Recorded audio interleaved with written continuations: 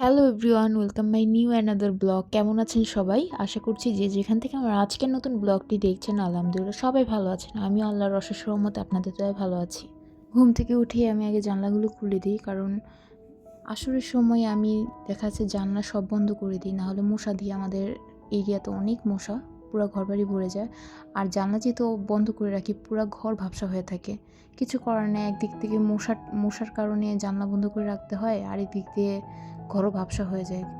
সেই কারণে সকালবেলায় জানলা সব খুলে রাখি। ঘুম থেকে ওঠার পরই ফ্রেশ হয়ে বাচ্চাদের খাওয়া দাওয়া করার পর দেখা যাচ্ছে ক্লিনিংয়ের কাজটা হয়, কারণ আগের মতো সেই ক্লিনিংয়ের কাজটা টাইম টু টাইম করতে পারি না। ক্লিনিং বিষয়টা হচ্ছে লং প্রসেসিং, সময় ধরে করতে হয়। আর বাচ্চা একটু পরপরই কান্না করে, এটা প্রয়োজন তার ওইটা প্রয়োজন, আর কারো কাছে রেখে তারপর ক্লিনিং করতে হয়। আজকে যেহেতু ফ্রাইডে, ওর পাপা বাসায়, তো এই কারণে ভাবলাম আজকে এই রুমটা ধরি। ঈদের আগে এই রুমটা আমার পরিষ্কার করা হয়নি। আগের মতো দেখা যাচ্ছে কি কোনো কিছুই পরিষ্কার করতে পারি না। দুইটা বাচ্চাকে টাইম দিতে গেলে দেখা যাচ্ছে আর এনার্জি থাকে না।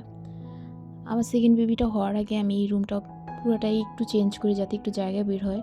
কারণ দেখা যাচ্ছে বেবি হওয়ার পরে আমি আর আমার দুই বাচ্চা এক খাটে ঘুমাইছি, আর ওর পাপা এই ঘরে ঘুমাইছে। তো চিন্তা ভাবনা করে কিভাবে স্পেস বের করা যায়। আমার এই সেন্টার টেবিলটা কিছুদিন আগে কেনা। আমার আগে বড় সেন্টার টেবিল ছিল, তো ওইটা বিক্রি করে দেন এই ছোটোটা কেনা হয়েছে, যাতে একটু স্পেস বের হয়, একটা মানুষ শোয়ার জায়গা বের হয়। যেহেতু আমার ফ্ল্যাটটা অনেক ছোট, বাট আলহামদুলিল্লাহ এখনও হয়ে যায়। এখন যেহেতু আমার বেবি আলহামদুলিল্লাহ 8 মাস হয়ে গেছে, তো এই ঘরে এখন আর তেমন একটা আশা হয় না। আশা বলতে কি, আমার বিকেলবেলা আমার বড় বাচ্চাটার ম্যাম আসে, তখন একটু পড়াশোনা করে, কারণ ওই ঘরে ছোট বেবি থাকে, ও টিভি দেখে, এই কারণে পড়ার মনোযোগ থাকে না। তো ম্যাডামকে এই ঘরে রিল্যাক্সে বড় মেয়েটাকে দিয়ে পড়ে, তাই একটু ক্লিনিং করে রাখি। কারণ কি, ঘর খালি থাকলে প্রচুর ধুলাবালি জমে, আর এই ধুলাবালি থেকে বাচ্চাদের প্রচুর ঠান্ডা লাগে, তাই চেষ্টা করি একটু পরিষ্কার রাখা। আর এই যে ক্যাবিনেটটা দেখছেন, এটা কিন্তু ব্ল্যাক কালার ছিল। আমি আমার বেবি হওয়ার আগে এটা গোল্ডেন কালার করি, কারণ ব্ল্যাক কালার ফার্নিচার এত ময়লা পড়ে, প্রতিদিন পরিষ্কার করলে তার 5 মিনিট পর লাগে কি ময়লাই, পরিষ্কার আর করিনি। তো এটাকে আমি নিজের হাতে গোল্ডেন কালার করছি, কারণ আমি এটা কাস্টমাইজ করতে চাইছিলাম। আমার কাছে তারা 5,000 টাকা চায়, তো আমি মাত্র 500 টাকা খরচ করে আমি এটা পুরোটা গোল্ডেন কালার করছি। লাইট কালার ফার্নিচারের মধ্যে ময়লা পড়লেও তেমন একটা বোঝা যায় না, বাট ব্ল্যাক কালার ফার্নিচারে প্রচুর ময়লা পড়ে। আমি আগে বুঝতে পারিনি, শখের বসে ফার্নিচার করা আর কি, তো এখন বুঝি। আর ডিজাইন করা ফার্নিচারে কী পরিমাণ ময়লা পড়ে, এই যে দেখেন, এটা হচ্ছে আমার মেকআপ ব্রাশের মাধ্যমে আমি ময়লাগুলো পরিষ্কার করি। অবশ্যই এখন দেখাচ্ছে তেমন একটা পরিষ্কার করা লাগে না। প্রায় 1.5 মাস পরে ঘর পরিষ্কার করতেছি, বাট বেডরুমের ফার্নিচারগুলো প্রতিদিন ক্লিনিং করা হয়, তারপরও মনে হয় কি একটু পরেই আবার ময়লা হয়ে গেছে। এর জন্য আমার ব্ল্যাক কালার ফার্নিচার এখন কেন জানি ভালোই লাগে না। খালা এসে ঘরটর পরিষ্কার করে দিয়ে গেছে, ঘর পুছে দিয়ে গেছে, তারপর আমি হালকা করে ঝাড়ু দিয়ে দিলাম।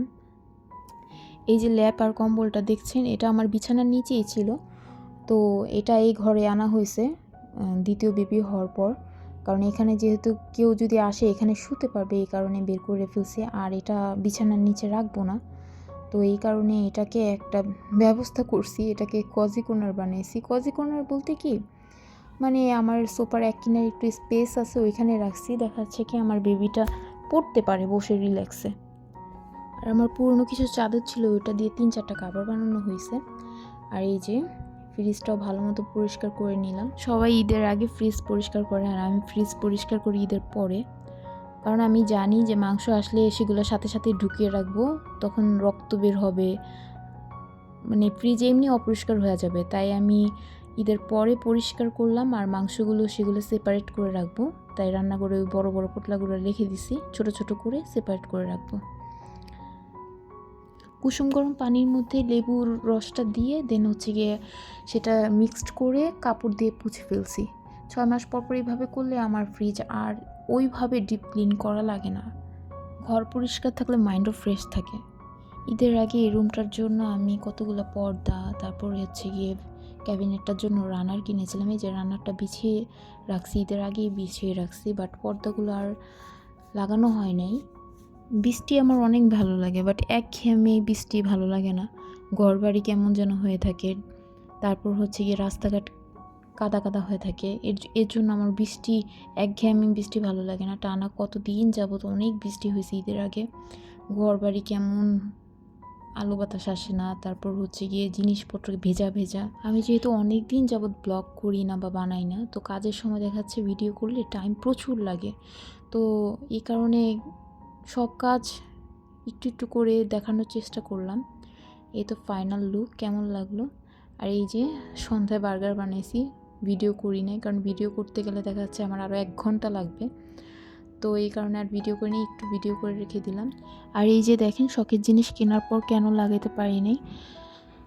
5 তারিখেই তো যেহেতু খালারা ঈদের আগে চলে যাবে, তো ভাবছিলাম 5 তারিখেই পতাকাগুলো ধোয়াবো, বৃষ্টির কারণে আর ধোয়ানো হয়নি। আর দ্বিতীয়ত হচ্ছে গিয়ে ঈদের দিন ভাবছিলাম লাগাবো, যেহেতু পর্দাগুলো খুলে রেখে দিব, খালারা আসলে পরে ধোয়া যাবে। কিন্তু আমার বাচ্চাটার এত জ্বর ছিল, ছোটো বাচ্চাটার, সকালবেলা উঠে দেখি ঈদের দিন ওর বাবা যখন নামাজ পড়তে যাবে তখনই আমার বাচ্চাটা বমি। আর সেই মন মানসিকতাও হয় নাই যে বেডটা চেঞ্জ করব ঈদে। আর যাই হোক, আমার কেন জানি বিছানার চাদর নতুন বিছালে ঈদি ভাব লাগে। আর নতুন কাপড় তো পরলে লাগেই, বাট বিছানার চাদরটা চেঞ্জ করলে না আমার কাছে এত ভালো লাগে। নতুন বিছানার চাদর বিছালে আমার প্রচুর ভালো লাগে। তো প্রতি ঈদেই দেখা যাচ্ছে কি নতুন বিছানার চাদর কেনা হয়। এমনি তো কেনা হয়, কিন্তু ঈদের মধ্যে একটা স্পেশাল ভাব লাগে ঘরের মধ্যে। অনলাইন থেকে এগুলো কিনে রাখছিলাম, বাট আর বিছানো হয়নি। আর পর্দাগুলো যেহেতু অনেক ভারী, আমি যেহেতু ঘর বাড়ি আগের মতো তেমন একটা পরিষ্কার করতে পারি না, আর সাদা কালার অল্পতেই ময়লা হয়ে যায়। তো ওর পাপা বললো, বেবি একটু বড় হওয়ার পরই তুমি এক কাজ করো, বা কোনো স্পেশাল মোমেন্ট আসলে তুমি তখন এগুলা লাগাও, যখন তুমি এগুলা মানে কেয়ার করতে পারবা বা যত্ন নিতে পারবা। কারণ কি এগুলা তো লাগালে হয় না, অল্প কয়েকদিনে ময়লা হয়ে যায়।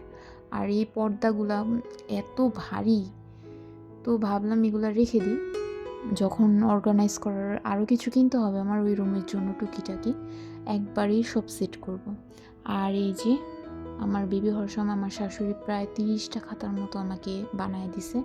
লাগেনি, আমার বড় বাচ্চার খাতাই অনেকগুলা ছিল, প্রায় 25-30টার মতো, ওগুলাই আমি ইউজ করছি। আর এই নতুনগুলো আর ইউজ করা হয়নি, এখানে প্রায় 17টার মতো খাতা। তাই ভাবলাম ড্রর মধ্যে একেবারে জ্যাম হয়ে আছে, পর্দাগুলো তো যেহেতু রাখবো তাহলে এগুলো রেখে দিই। এই যে দেখেন, এগুলো আমার একটাও ইউজ করা হয়নি, এত খাতা। আমার বড় বেবির খাতাগুলোও আছে, আর এই যে ওর এইগুলা ইউজ করা হয়নি, তাই ভাবলাম রেখে দিই। এই যে কয়টা ইউজ করা হয়, বালতিতে আরও আছে যেগুলো ময়লা হয়েছে, ওগুলো কালকে খালা ধুবে। ওয়ার্ড্রপের বড় স্পেসটার মধ্যে আমি খাতা, বালিশ, কার্টেন, তারপর যত ধরনের কম্বল, মানে হাবি জাবি টুকিটাকি যা থাকে ওইটার মধ্যে রাখি, পাট পাট করে সুন্দর করে গুছিয়ে। এই যে এখন এটা রাখবো, সব কিছু বের করে পাটে পাটে রাখতে হবে। তাই ভাবলাম বেবির খাতাগুলো রেখে দিই, যেহেতু ওগুলো আর লাগবে না। আর একেবারে নতুন, একদিনও ইউজ করা হয়নি। আর খাতাগুলো ধার, তাই ধার বলতে কি মানে একটু মানে গায়ে লাগে আর কি, তাই এইগুলো আর ইউজ করবো না, তাই রেখে দিলাম। আমার আজকের ব্লগটি যদি আপনাদের ভালো লাগে, প্লিজ একটি কমেন্ট করবেন। আর আমার মতো কারা কারা ব্লগ করেন প্লিজ কমেন্টে জানাবেন, যাতে আমি আপনাদের চ্যানেলে ভিজিট করতে পারি। আজকের মতো এই পর্যন্তই। আল্লাহ হাফেজ, আসসালামু আলাইকুম।